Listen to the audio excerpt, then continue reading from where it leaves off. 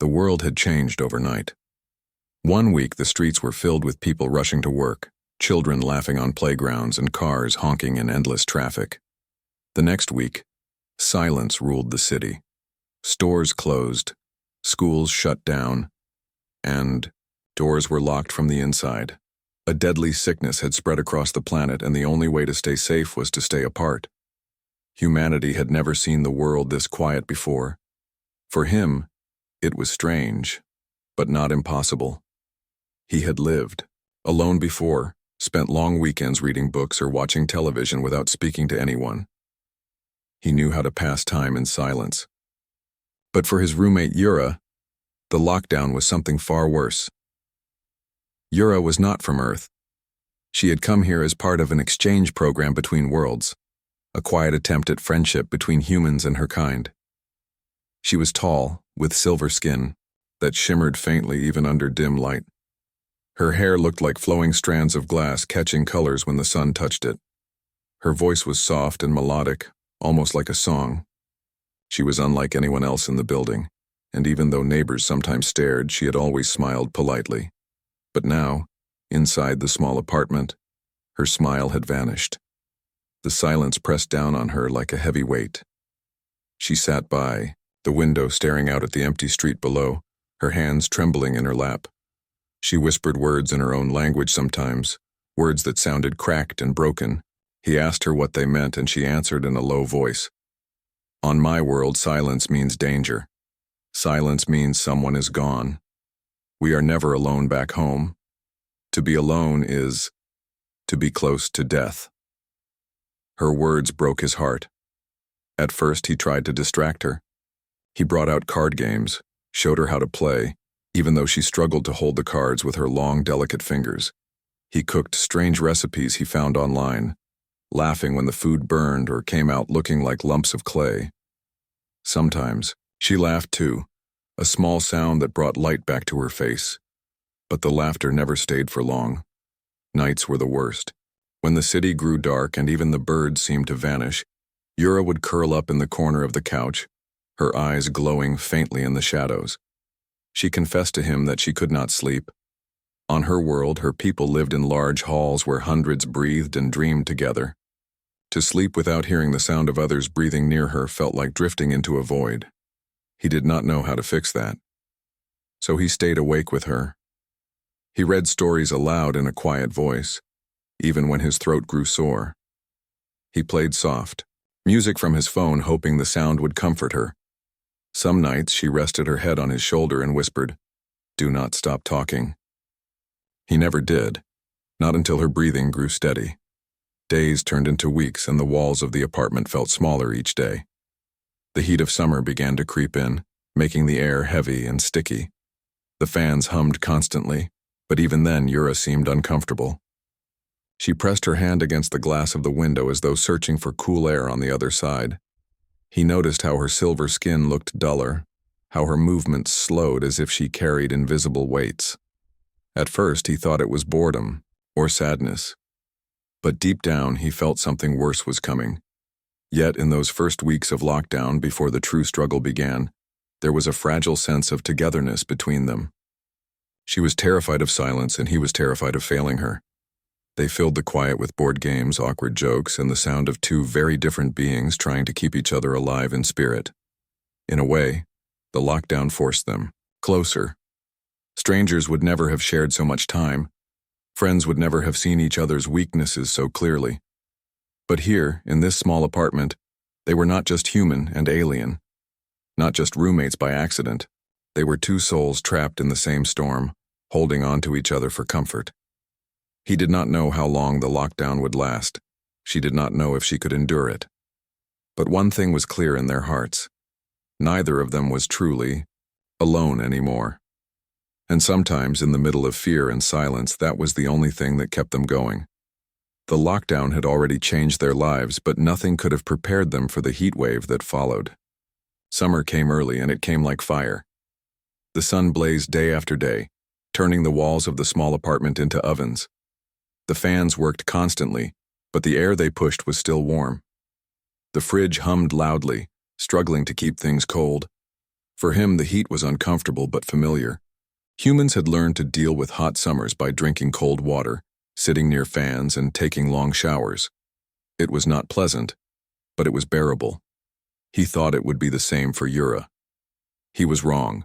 Her body was never made for this kind of heat. On her world, the air was always cool and damp, the skies covered with gentle mist. Her people were born under clouds, not under a burning sun. Heat was not just uncomfortable for them.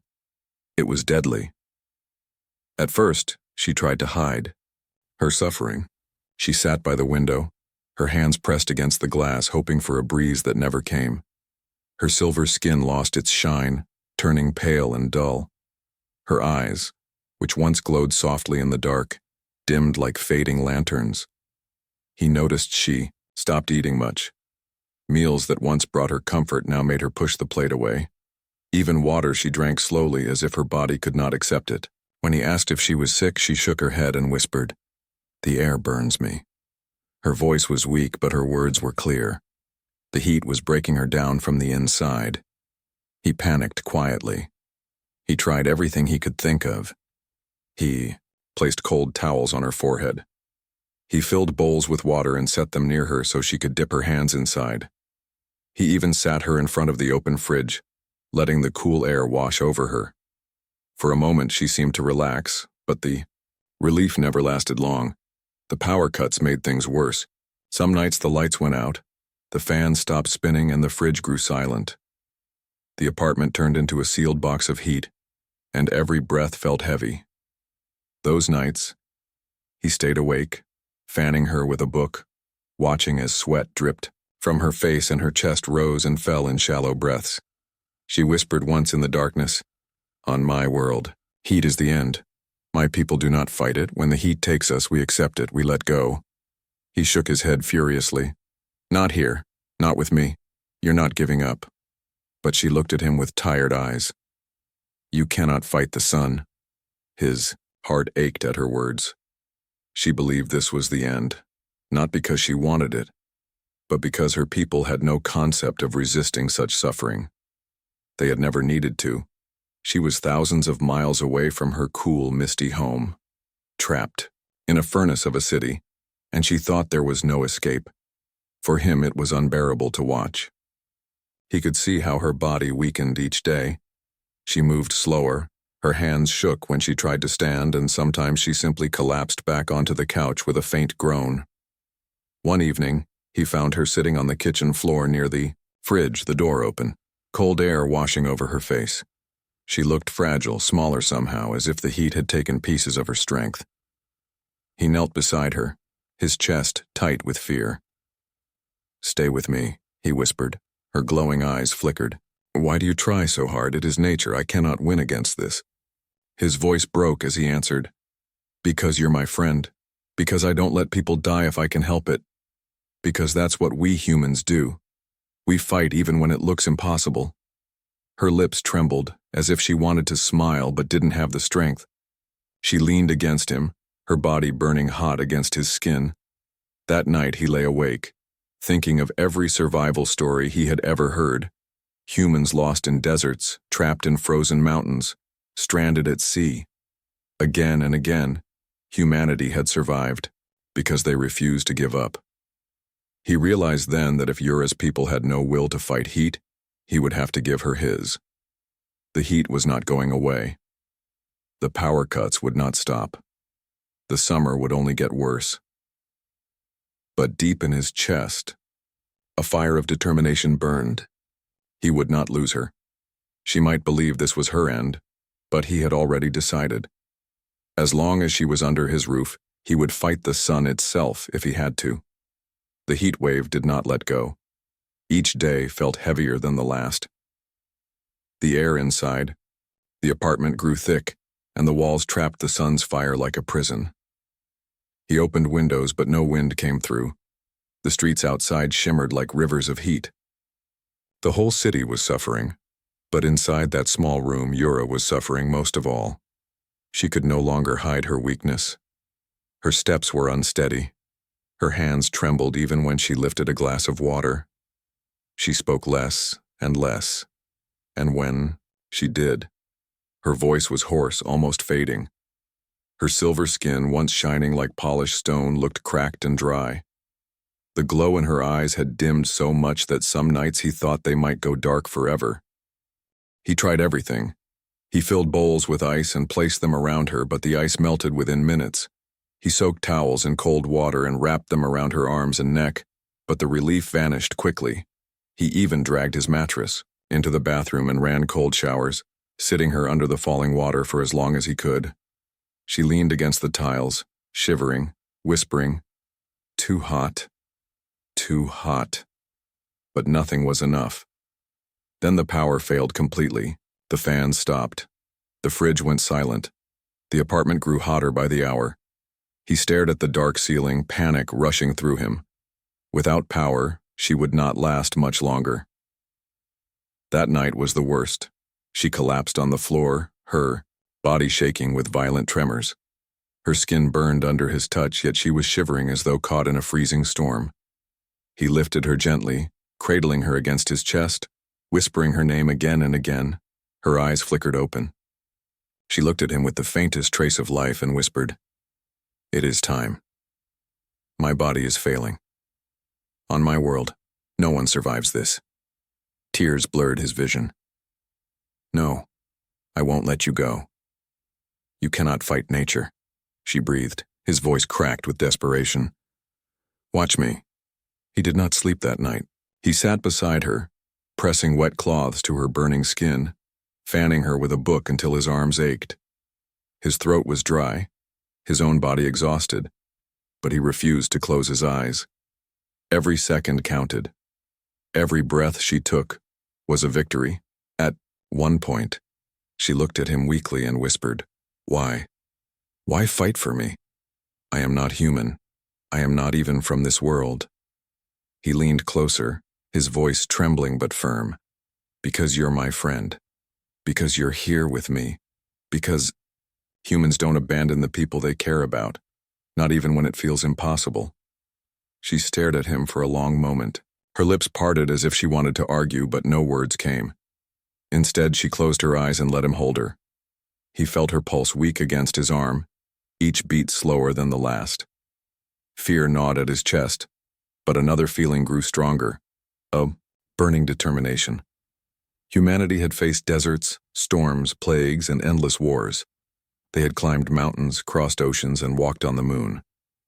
Again and again, humans had survived the impossible, not because they were the strongest, but because they refused to give up. That thought gave him strength. He poured cold water over her skin again and again, whispering encouragements between every motion. He told her stories of explorers who crossed the Sahara with nothing but courage. He told her of people who survived shipwrecks, clinging to wreckage for days. He told her of humanity's endless stubbornness to live. "You are not alone," he whispered into her ear. "I will not let you go." Her chest rose weakly, and for a moment he feared it would not fall again. But it did. She was still there, holding on, perhaps not because of her own strength, but because of his. When dawn came, light spilling into the room like fire, he made a choice. The apartment was a trap. If he kept her here, she would die. He had to find another way, another place where the heat could not reach her. He did not know what that place was yet, but he swore to himself one thing: he would find it. And as he looked down at her fragile body, her silver skin damp with water and her glowing eyes half closed, he whispered with all the force in his heart, "You will live. I promise you that." Days dragged on, each one hotter than the last. The air inside the apartment felt like it had weight, pressing down on every breath they took. He could see his own sweat dripping onto the floor, but he ignored it. All that mattered was Yura. Her condition had worsened. She barely moved anymore. Most of the time she lay on the couch or on the floor, too weak to sit upright. Her chest rose and fell in shallow motions, each breath a fragile thread. Her skin had lost almost all its shine, turning a pale gray that frightened him. She no longer spoke much. When she did, her voice was faint, like the echo of a fading song. Sometimes she whispered words in her own language, words he could not understand. Other times she simply whispered his name, clinging to his presence like a drowning person clings to a rope. He had already tried everything he could think of: cold towels, buckets of water, ice when he could get it, even placing her near the fridge when the power briefly returned. But it was never enough. The heat was relentless and Yura was slipping away. One night, when the world outside was silent and the air inside felt suffocating, he thought he had lost her. She stopped responding to his touch. Her eyes closed, her breathing so faint he could hardly feel it. He shook her gently, calling her name again and again, his voice breaking. At last her eyes flickered open. Dim light shone weakly within them. She looked at him with such sadness that his chest tightened painfully. "Why? Do you fight so much for me?" she whispered, her voice breaking on every word. "My people, we do not resist. When the heat takes us, we accept. It is the way of nature." He gripped her hand tightly, his own hands shaking. "Because I can't accept it, because you're not alone anymore, because I won't let you go." Tears welled in her eyes, though he wasn't sure if they were tears or sweat. She shook her head weakly. You cannot fight the sun." He leaned close, his own tears falling freely now. "I don't care if I can't fight the sun, I can fight for you. And as long as I'm breathing, I will." Her lips trembled as though she wanted to answer, but no words came. Instead, her body shivered violently, her breathing ragged. He pulled her into his arms, holding her tightly as if he could share his strength through sheer will. "Stay with me," he whispered over and over. "Don't leave me. You're not alone. Not now, not ever." For hours he sat there, cradling her, rocking back and forth like a parent with a sick child. He fanned her until his arms felt like lead. He poured water over her skin until the floor was wet beneath them. He whispered every story he knew about human survival, about men lost in deserts, women climbing mountains, children rescued from storms. Each story ended the same. They lived because they refused to give up. He didn't know if she could even hear him, but he kept speaking, because silence was the one thing she feared most. The night stretched endlessly. At times he thought her breathing had stopped, only to feel a faint rise of her chest against him. Every moment felt like standing on the edge of a cliff, waiting for the ground to crumble. When dawn finally broke, light spilling into the room in golden streaks, he was still holding her. His arms ached, his body was weak, but his heart was firm. He would not let her go. Yura stirred slightly, her voice so faint he almost missed it. "You fight for me, even when I cannot fight for myself." He nodded quickly, pressing his forehead against hers. "Always." Her glowing eyes, though faint, lingered on his face. For the first time there was no fear in them, only a fragile kind of trust. Then her eyes closed again, and she fell back into a restless sleep. That morning, as he sat watching her chest rise and fall, a decision formed clearly in his mind. The apartment was killing her. If he wanted to keep his promise, he had to find a place where the heat could not reach her. He did not know how or where, but he knew one thing for certain.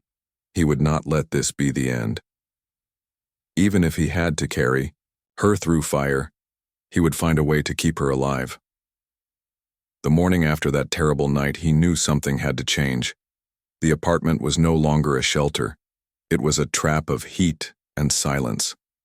If he left Yura there, she would not survive another day. He sat on the edge of the couch, watching her fragile body shiver even as sweat rolled down her skin, and his mind raced. Humans had survived deserts before. They had survived wars, storms, and endless disasters. There had to be a way to keep her alive. He thought back to survival guides he had read long ago, stories of people finding safety underground. Heat rose upward, but below the earth, cool air lingered. That memory sparked like fire in his chest. The basement. Their building had one, an old storage space that most neighbors had forgotten about. It was damp, dark, and dusty, but it was cooler. He knew it wasn't perfect, but it was hope. He looked at Yura, her silver skin dull, her eyes closed, her body trembling with weakness. She could not walk. She could barely breathe. That meant he would have to carry her. Gathering his strength, he slid his arms under her. She felt lighter than she should have, as if the heat had burned away part of her. Her head rested weakly against his chest and her breath brushed against his neck in shallow waves. "Hold on," he whispered more to himself than to her. "I'm not letting you go." Step by step, he moved down the stairwell. The air grew cooler with each level, and the shadows wrapped around them like a cloak. The basement smelled of dust, old wood, and damp stone. It was not welcoming, but it was safe from the sun. He laid her gently on the concrete floor, then rushed back upstairs for supplies. Buckets of water, towels, blankets, a flashlight. Whatever he could carry, he brought down. When he returned, Yura was still breathing, her faint glow barely visible in the dark. He dipped a towel in water and pressed it to her skin. She flinched at first, then sighed softly, her body easing against the floor. It was the first sound of relief he had heard from her in days. His chest tightened with hope. The basement became their new world. He refused to leave her side for long. Every hour he poured water over her arms and face, keeping her skin wet. He placed buckets of water around her so the air would stay damp and cool. He fanned her until his arms ached, refusing to rest. His own body grew weaker from exhaustion, but he ignored the pain. Sometimes she opened her eyes and whispered his name, her voice fragile but still there. He always answered, no matter how tired he was. Other times she looked at him with confusion. "Why do you do this?" she asked weakly. He smiled faintly, though his heart ached. Because humans don't stop when someone they love is in danger. We fight, even against the impossible. Her glowing eyes lingered on his face as if she were memorizing him. Then she whispered, "Your people are strange." He laughed softly, though his eyes burned with unshed tears. "Maybe. But we survive." The hours turned into days. The basement was dark and damp, but slowly he noticed changes. Her breathing grew steadier. The trembling lessened. The glow in her eyes flickered brighter when she woke. She was still weak, still fragile, but she was no longer slipping away. For him, each small improvement felt like victory. Every breath she took was proof that his stubbornness mattered. On the third night in the basement, she stirred awake and looked at him. Her voice was soft but clearer than before. "You fought the heat for me?" He shook his head gently. "No. We fought it together. You held on, even when it felt impossible." Her hand, weak but steady, touched his arm. "On my world, no. One resists the heat. No one tries, but you refused to let go. You gave me your strength when I had none." Tears filled his eyes, but he smiled. "That's humanity. We share our strength, and when one of us is too weak to fight, someone else carries the fight for them." She closed her eyes again, but this time it was not in defeat. It was in peace. In that dark basement, with water dripping softly from pipes above, he realized something. The world outside was broken, burning under heat and fear, but down here, in this hidden place, a miracle was happening. Yura was alive. And she was alive because one human refused to give up. The basement became their whole world. Days and nights, blurred together in the damp shadows with only the dim glow of a flashlight and the soft sound of dripping pipes breaking the silence. He had grown used to the smell of dust and stone. He no longer cared about the discomfort, the cold concrete floor, or the ache in his body. All that mattered was Yura. Every few hours, he dipped cloths in buckets of water and pressed them gently against her skin. He poured water over her arms and face, never letting her body grow dry. He fanned her until his muscles burned, whispering encouragements even when his voice was raw. His eyes were bloodshot from lack of sleep, but his determination did not waver. And slowly, something changed. Her breathing grew steadier. Her chest no longer rose in desperate gasps, but in calmer rhythms. The trembling in her limbs eased. The dull gray of her skin began to shift, faintly returning to silver. Her eyes, once dim like dying embers, began to glow again in the darkness, faint but unmistakable. He almost cried the first time he saw that faint glow. One evening, as he was pouring water onto her skin, Yura stirred. Her eyes opened, glowing softly in the dim light, and she whispered, You did not let me go." He knelt beside her quickly, a smile breaking through his exhaustion. "Of course not. I told you. I wasn't going to lose you." Her gaze lingered on him. There was a fragile wonder in her expression, as though she could not believe what she was seeing. "On my world, when the heat takes us, we stop, we accept it, we close our eyes and no one fights. But you refused. You fought the sun itself." He shook his head softly, brushing damp hair from her forehead. "No, I just fought for you. Because you're my friend. Because humans don't give up when someone they care about is in danger." Her lips trembled, then curved faintly into the smallest smile. It was weak, but it was real. In the following days, her recovery continued. She began to sip water on her own again, her trembling hands steady enough to hold the cup. She managed to sit up against the wall, though her body was still weak. Each small step forward filled him with pride and relief. He spoke to her often, telling her stories of human endurance. He told her about people who climbed mountains where the air was thin, about travelers who crossed deserts with nothing but willpower, about explorers who pushed into the unknown and returned stronger. "You see," he said one night as they sat together in the damp basement, "we survive because we never stop fighting. That's what it means to be human." Yura listened quietly, her glowing eyes fixed on him. Finally, she whispered, "And now, you have given that spirit to me. You lent me your fight when I had none left." Her words struck him deeply. He realized she was right. She had wanted to give up, but he had not allowed it. His stubbornness had carried them both. Tears stung his eyes, but he laughed softly. "Maybe. Or maybe you were stronger than you thought. Maybe you just needed someone to remind you." She reached out a trembling hand, placing it on his arm. "Whatever the truth, I owe my life to you." The basement was still dark and damp, but in that moment it felt like the brightest place in the world. For the first time since the heat wave began, he allowed himself to hope. Yura was not only alive, she was healing. And more than that, she was beginning to understand something about humanity that her people had never known. She had seen it in his sleepless eyes, in his trembling hands, in his refusal to stop. She had witnessed the raw, stubborn strength of a human heart. That night, before closing her eyes to rest, Yura whispered one final thought. "Your people are strange, but perhaps that strangeness is your greatest strength. You fight even when the fight is hopeless." He sat beside her, smiling through tired tears. "Yeah, that's humanity in a nutshell." And for the first time in weeks, he felt certain that they would survive. The worst had passed. Days in the basement stretched into weeks, but little by little, Yura grew stronger. Her silver skin regained its shine, soft and bright again under the dim flashlight.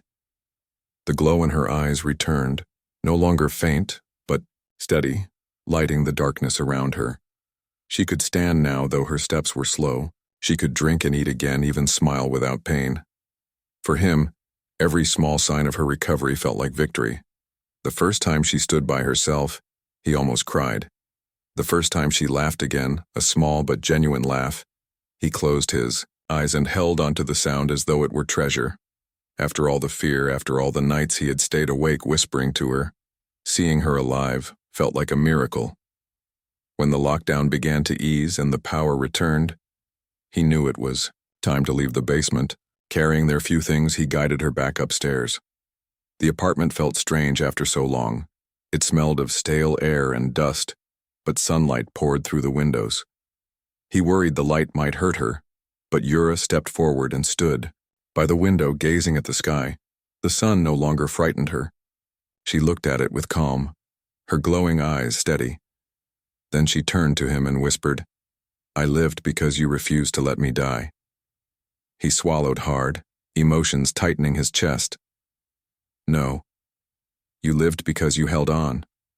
I just helped." She shook her head slowly. "On my world, no one would have tried. We do not resist the heat. We accept it. But you fought for me when I had no strength. You gave me your fight. That is why I am alive." Her words sank into him deeply. He thought back to those endless nights in the basement. His aching arms, his sleepless eyes, his whispered promises. All of it had been worth it. In the evenings, they sat together by the window, watching the world slowly come alive again. People were cautious, but there were signs of hope. Neighbors opened their doors, shops lifted shutters, children played in the streets once more. Life, fragile but determined, was returning. One evening, as the sky burned orange with sunset, Yura spoke softly. "On my homeworld, strength means never resisting what cannot be changed. We accept nature as it comes. We do not fight. But your people fight even when the fight seems lost. That is not weakness, that is power." He looked at her quietly, letting her words settle between them. She turned her glowing eyes to him, her expression full of something deeper than gratitude. "You gave me that strength," she said. "You showed me what it means to be human, and I will never forget it." He smiled faintly, though his throat tightened. "That's just who we are. We survive. We fight. We hold on, even when it hurts." She nodded, her gaze softening. "Then, maybe humanity is a light my people never knew we needed."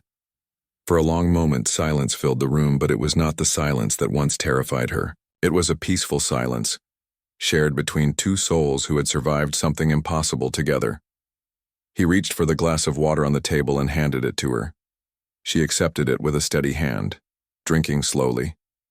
Her strength had not fully returned yet, but he no longer feared losing her. She was alive. They both were. As the last light of sunset faded and the first stars appeared, Yura leaned back and whispered, "I once thought silence meant death, but now, sitting here with you, I understand. Silence can also mean safety. It can mean peace." He looked at her, his heart full. "And maybe that's the greatest thing we've learned, that no matter how dark or hot or silent it gets, as long as we don't give up, there's always hope." She smiled, faint but real, her glowing eyes reflecting the starlight. And in that quiet moment, as the city slowly healed outside, they both knew one truth with absolute certainty. Humans do not surrender. Even against the impossible, they fight, and sometimes, just sometimes, that fight creates miracles.